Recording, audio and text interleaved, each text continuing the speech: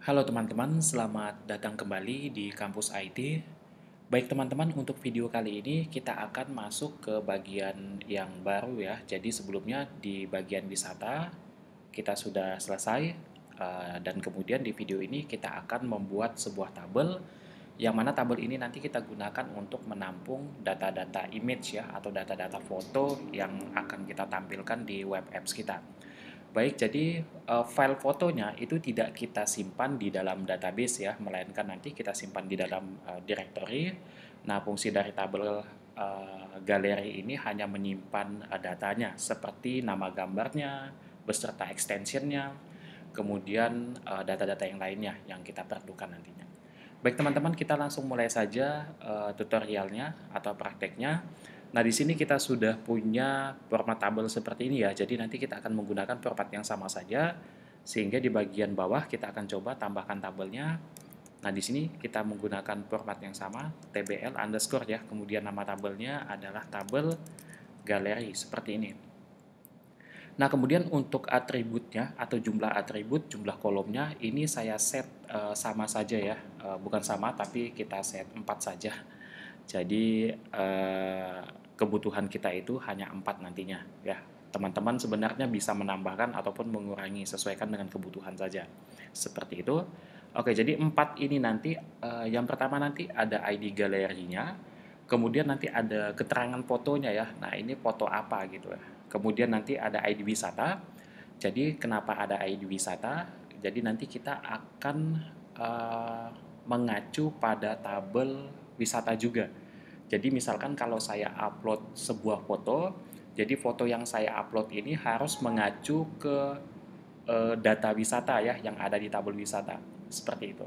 Nah, misalkan saya mau upload foto pantai Pok Tunggal misalkan. Nah, berarti nanti saya akan mengacu ke data pantai Pok Tunggal yang ada di dalam tabel wisata. Ya, jadi kita akan membuat yang seperti itu.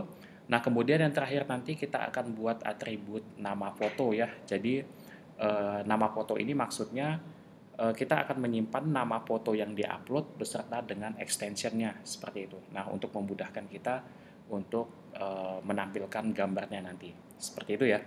Oke, jadi ada 4 atribut ataupun kolom yang akan saya tambahkan. Kita langsung mulai saja ya di sini. Nama tabelnya, jumlah kolomnya, kita langsung go saja. Baik, yang pertama kita akan tambahkan namanya adalah ID galeri. Seperti ini. Saya akan selesaikan dulu untuk membuat nama atributnya atau nama kolomnya. Kemudian yang kedua, kita bisa buat judul foto, nama foto, atau keterangan foto gitu. Ya, keterangan foto seperti ini. Nah, kemudian kita bisa tambahkan tadi ada ID wisata ya yang akan kita jadikan sebagai PK, FK ya sorry, yang kita jadikan sebagai FK atau kunci tamu nantinya. Sama halnya dengan tabel wisata ya. Tabel wisata ada FK-nya yaitu tabel dia mengambil ID kategori yang ada di tabel kategori. Nah, sekarang kita di tabel galeri akan mengambil ID wisata yang ada di tabel wisata. Jadi di sini saya buat saja namanya adalah ID wisata. Oke, seperti ini. Kemudian yang terakhir ini adalah nama foto yang beserta yang ada extensionnya ya. Jadi misalkan nanti nama fotonya pantai underscore pok underscore tunggal dot jpeg atau .jpg atau .png misalkan seperti itu. Oke, kita buat saja di sini nama underscore foto. Nah, kemudian untuk tipenya, untuk ID galeri kita buat tipenya integer saja, kemudian panjangnya 11 ya. Nah, ini defaultnya. Kemudian untuk keterangan foto, nah ini sama saja sebenarnya dengan judul fotonya. Kita gunakan varchar saja di sini. Nah, tidak usah terlalu panjang ya, mungkin 50. Kemudian ID wisatanya saya samakan dengan ID wisata yang ada di tabel wisata, panjangnya tipenya integer ya, kemudian panjangnya 11. Kemudian nama fotonya di sini kita buat varchar saja. Nah, nama fotonya ini biasa ada yang panjang, ada juga yang pendek. Nah, untuk jaga-jaga mungkin kita bisa set di sini 50 saja. Oke, kemudian kita perhatikan lagi untuk extra configuration-nya.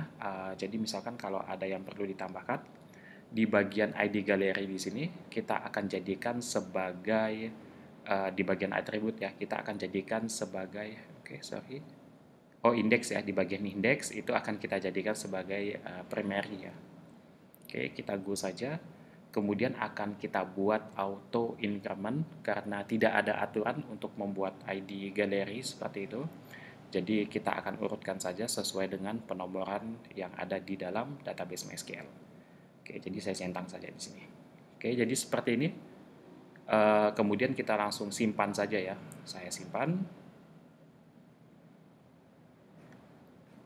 Oke, baik. Ini adalah hasil ataupun struktur dari tabel yang kita buat. Nah, sekarang ini belum selesai karena kita perlu menjadikan ID wisata ini sebagai FK ya, atau kunci tamu nantinya. Nah, sehingga kita perlu masuk ke bagian relation view dulu. Kemudian kita tambahkan penamaan constraint-nya di sini. Ya, jadi teman-teman ini sebenarnya sama dengan yang sebelumnya. Untuk penamaan constraint-nya ini bebas ya, tidak harus sama dengan yang punya saya. Misalkan saya buat konsisten saja dengan yang sebelumnya, ada FK kemudian ID. Jadi ini adalah kunci tamu atau FK untuk ID yang menghubungkan antara tabel galeri dengan tabel wisata. Kalau yang sebelumnya itu adalah FK ID wisata kategori ya. Nah, sekarang FK ID di tabel galeri dan tabel wisata. Seperti itu. Nah, kemudian di bagian kolom yang pertama ini kita bisa ambil ID wisatanya. Ya, jadi ini adalah ID wisata yang ada di dalam tabel galeri atau tabel kita saat ini. Nah, saya ambil saja. Oke, ID wisata ya, ID wisata. Nah, ini dia.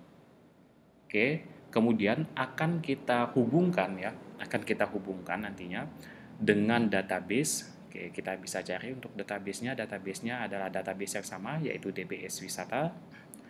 Kemudian nama tabelnya kita akan mengacu ke tabel wisata ya. Nah, ini dia.